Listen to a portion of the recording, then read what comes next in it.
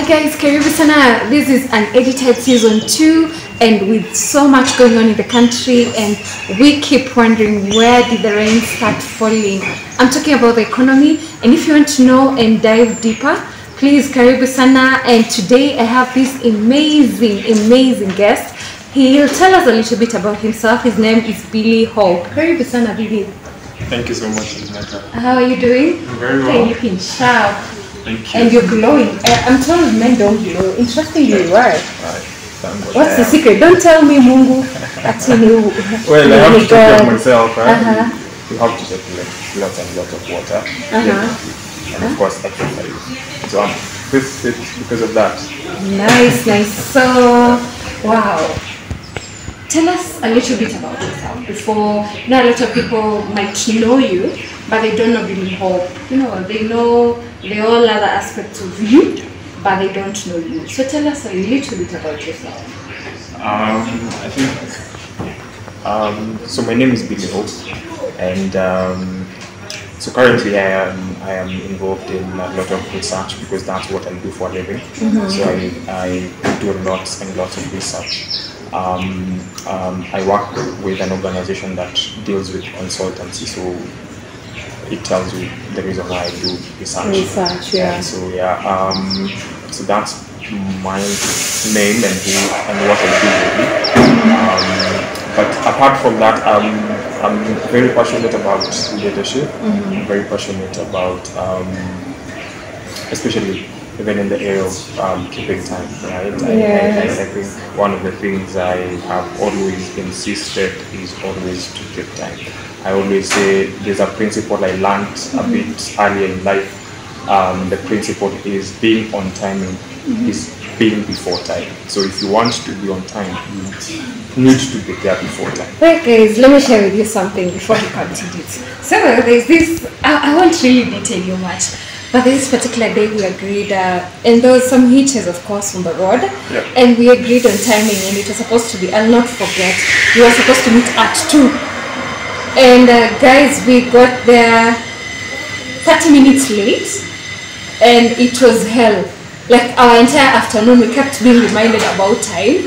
And ilibaki tu kidogo, he walked, like it just took a little bit of patience. Otherwise, we would have left and we wouldn't have finished that day. And a lot of people were away from that day, including the lady we were at her shop. Yeah. Until today, she's always asking, Billy, you know, because it's something that struck out. But before, time management and relation to what we're going to talk about go hand in hand. And if you're joining, we are more about what's going on in the country. There's a lot of leadership issues that ends up, how do we, for lack of a better word, it's the grass that suffers. Whatever fahari wawili wakipigana, Swahili is not my thing, but I hope you guys get the thing. You know, there is a lot of issues to do with the economy. Inflation rates are getting higher, and we keep wondering what happens, and that leads us to the root cause, and that's what you're talking about. That's leadership, right? How would you? What comes in your mind the first thing you mention leadership? I think one of the things I've always had in mind when it comes to leadership is you need to first of all be able to lead yourself, right? So leadership actually begins from the point of having understood how I can be able to lead myself, right? Because before we go to now, if I have to lead one other person or lead a group of people, I need to have already known how to lead myself. So the principle for me and in my understanding of just how to go about leadership is first, how do I lead myself? How do I make sure that my character is in place? You know, that's also making sure that I am in check, right? So that even if I'm going to lead one other person, I have already worked on myself to a point that I can be able to lead one other person. If, for example, just giving an example, if a husband has to lead the wife, he needs to know how to have led himself, right? So he needs to know how am I putting my time in place? How am I putting things in order so that I can bring someone else on board and I can lead them? And of course, a wife and ladies always look for leadership. So it's important and it's imperative that a husband or a boyfriend or whoever needs to know how to actually lead themselves before they can lead others. I like what you're saying, because I remember the first time I started and edited, I was, most people thought it's about, when you say leadership, they thought you have to be, you know, the way the society has put it, you have to have some aura, you must have a status quo to be a leader, you must have been elected, whether directly or indirectly, so that people literally look up to you, so that's your leader, yeah? But now the way you're putting it makes it kind of make a lot of sense, and I'm glad it's coming from someone else, yeah? Okay, so down to time management and leadership. How are they correlated? Do you feel like it's something that's really eating us up, or it's something that it's just another thing? Please watch it. Yeah. I think it's something that's eating us up. I think because in terms of leadership and time management, you need to have, like I just said previously, a few minutes ago, you need to be able to know how to manage your time.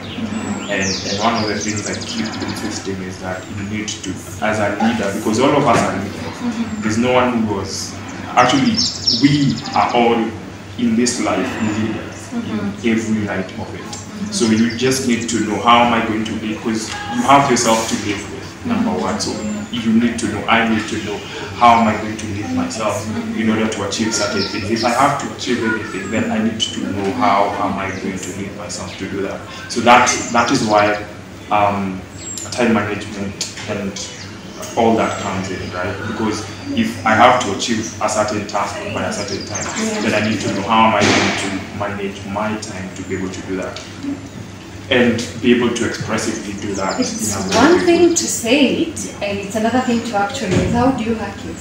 Just be honest, how do you hack it? Yeah. Well, I think, so I'll give an example with me. I don't know, because I don't know about it. That was better, yes. I think one of the things I make sure I do, if I notice I am not able to make it per se in a particular timing that I'm supposed to be at a particular place, I would make sure, if I'm meeting with someone, if I'm a group or whatever it is that I'll have to communicate, right? Why? So because if I communicate, then it tells that I am responsible, number one, and number two, I value your time. I am not taking you for granted, all right? Because in that moment, I plan myself, and so you need to also plan yourself. So you think, so from this time to this time, this is what I'm going to be doing, yeah? All right, so once you know that, so how do I achieve that in that particular time and go to the next task? That's the way it is done. I think from that, that's how I'm able to achieve more, do more, and be productive at the end of the day. Does that mean you don't have a time where you just mobilize, for lack of a better one? Definitely. You have, or you literally plan for it? Definitely I have to plan for it, and I have to actually be deliberate. That's the one. You actually have to be deliberate just to set that time for that. Yeah. Guys, you agree with me that time management is easier said than done, and it's impressive that it's something that's durable, and especially the bangaizering part. We'll try and put the word in what I really mean. You know, those idle moments where you just want to hang out with friends, no limits, not looking at tunachelewa, we need to go, you know. Yeah. So what would you best describe the current government, Kenyan government, for lack of a, how would you analyze it? That's an interesting question, one, because interestingly enough, I'm not into politics as much. But it's funny. Okay. It's funny, but I'm not really into politics. I think. But you serve in a church where I know your bishop is part of the stronger arms of the government in terms of, you know what I mean? Yeah. So directly there's a way it's linked, because even if you don't focus on the way, whatever, there is one arm that is within you. So how would you? I think the current leadership that's in place is just not in a balanced way. Why do I say that? Because I feel I'll say this in parables. So for your safety. Yes, definitely. So I think I'll give this in this example. If a husband has to choose a wife, he needs to know the kind of wife he chooses. Okay. Because that determines a lot with how you're going to live. Okay. Alright? And now I'm saying that in context with what I'm talking about, the leadership of the nation. Right? So you need to know the kind of person you've chosen to work with, because when they make certain statements, when they make certain moves, definitely it's linked to you. Alright? And that's important to look at it in that way. And that's what I've been thinking about it, and I've been looking at just, trying to figure out, because that's the kind of example that came to mind, really, over time. Indirectly, I'm glad I asked that, because indirectly what you're telling all of us is, what you have out there is what you chose. Also, there's this narrative that we're not getting what we wanted for. So how do we merge the gap? Because we have so and so up there, but I didn't vote for him. So how do you get the balance? Because it's a democratic kind of society. How do we ensure that going forward in future, these whatever virtues, whatever that we want in a leader, these virtues that a husband wants in a wife, how do we manage that? Do you feel like segments like this are a good startup to just let people know that this is the way to go, this is the way to, so that we more of nurture it going forward? Or do you feel we need to solve it from the other side? I think more work needs to be done from, especially from even the children that you're bringing up, okay? Because they are, like we always say, they are our future leaders. So in a sense, we need to actually start from there, so that we are able to see how are we nurturing them, what values are we instilling in them, what virtues are we instilling in them as young as they are, so that in a particular sense, we are able to have leaders who are able to be effective even when it comes to doing what they do. Right? So I think that's where we need to start from. Okay. Yeah. Wow. Hey guys, we're here to talk about because where mambo ya siasa ni tricky and you don't want to get in the wrong foot. But either way, it's important that even as he says, I know even we are not into politics, but truth be told, every aspect of our lives are directly attached to politics. So whether we like it or not, so the better we have this, the sooner we have these conversations, the better for us. Billy, Yes. how in relation to currently, by the way, I saw something, though this is off the book, but I feel like it's kind of attached to leadership. I went to my son's school, and when they were showing me his progress result in the files, I noticed they were not putting X. Remember the way when you were in school, when you fail, they put a big X, kwanza na kalamu ya red, yeah? Yes. I noticed they're no longer doing that. They're just putting like 2 lines with actually a darker color, not red. And I asked the teacher, and she was like, what do you mean? Why would I demoralize a child? No, the child needs to be motivated. What's your thought of this? Because I feel like the leaders that we're grooming, we're not being black and white with them, and it might kinda mess them up. It's good for them to be pampered, Well, I don't know. What's your thought on this? Yeah, I think I agree with you because that affects the kind of leaders that we bring up, right? Because at the end of the day, we pamper them too much to a place now they are not, it's kind of like, I'm sorry, I'm a born-again believer, so I might bring scripture and stand out. Totally okay, yeah. Because even in the Bible, the principle is you should not spare the rod. Actually, that's the way it is. And the instruction actually to parents from God is actually to teach your child the way that they should go. And when they are grown, they will not depart. So what does that mean? You have a place to groom this child as young as they are. So when you teach them, whatever you teach them as young as they are, that's what they dig. So when you bring something different while they grow up, they will resist that. Why? Because what they were taught while they were young is totally different. So if it is pampering you give them, that is what they will perpetuate all the years that they live, alright? And it's an anomaly that we need to change now. But the problem is, the education, I don't know, I felt the same way, and I'm so glad you saying that makes me realize I did not make a mistake. I told my son's teacher, if he messes up, deal with him. Don't tell me your son did this, because I'm not going to be the bad cop. Yeah. Deal with him. And she had to call other teachers to confirm. Mama Nani amesema tunaweza chapa kidogo, just to witness, so that they don't want to go to as well. Child labor, anyways. Okay, I don't know how to put it, but a lot of parents are suing teachers. Yes. The same teachers who wired all of us to be who we are today. I won't lie, growing up I hated a lot of teachers. A lot. And even my parents are one of them. I was like, yeah, you see them and you feel frustrated. Because of the discipline, when you're Russia. But now I look back and I'm like, where would we be if we were not, dealt with immediately?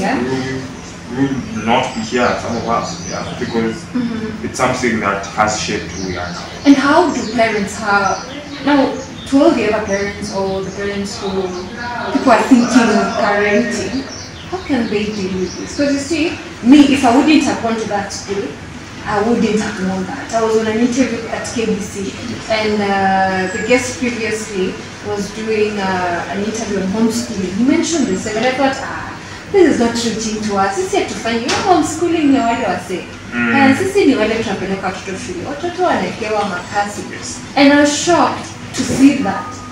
How about those parents who don't have time, they're busy? How would they get involved? Because you see, already school is following instructions from the Ministry of Education.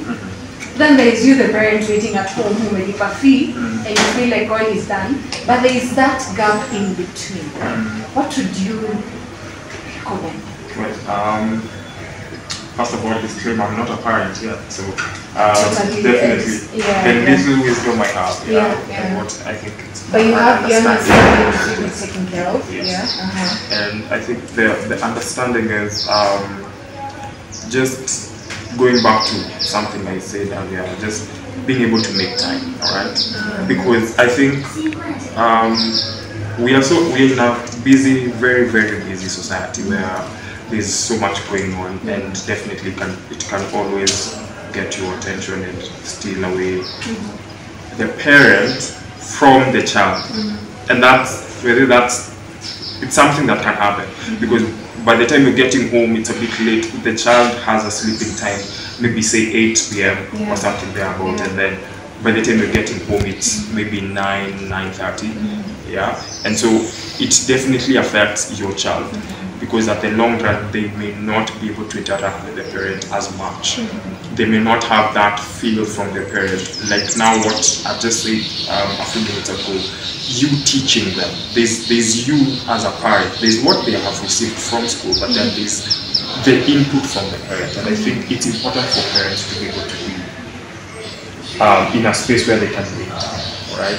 They can be able to deliberately, I'm using this word very deliberately, like having that deliberate effort of being there as a parent, because it really makes a lot of who the child becomes in the future, not just for now. Because even what they learn in school, you have to also get to hear from them. What are you learning? What did the teacher teach you today? Get to hear. And then if there is anything that is off, you also come in, you correct that, because you are the parent, you are the first authority. You're the first authority to this child. The teacher has a season with them, but you have a lifetime with them. I'm so tempted kuuliza uko na mtu, because I know that's what someone will ask, but I want to ask in relation to this conversation. But before we close up on this topic today, I wanted to inquire, who is that person you look up to in terms of leadership? Who is the ideal, when you think about leadership, there's this person that comes in your face or in your mind? Oh, well, I think one of them has always been the late Miles Monroe. Yeah, I think when it comes to leadership, he really had a lot to say about leadership. And if I look at his example in terms of how he led himself, how he led his family, I think he has exemplified what leadership is all about.